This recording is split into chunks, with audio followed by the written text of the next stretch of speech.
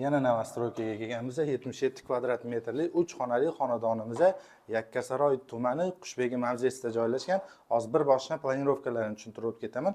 Kirib kelar ekanmiz, bizani mana shunaqa keng koridor kutib oladi va kirishimiz bilan o'ng qo'lda mehmonxona bor. Yotoqxona sifatida foydalanib turibdi ekan va mana bu joyda yana bitta detskiy yotoqxonamiz bor, o'zingizlar ko'rib ketasizlar va mana bu joyda 3-chi detskiy yotoqxonamiz.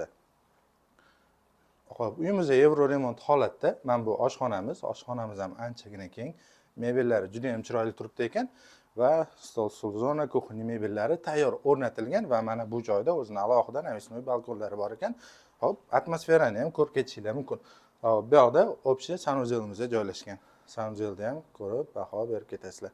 Xonadonimiz 13 qavatli binoning 7-qavatida joylashgan, 77 kvadrat metr, $92,000 so'ralyapti. Kelishadigan joylari bor. Opsiyonida nomer qoldiraman, batafsil ma'lumot olsanglar bo'ladi.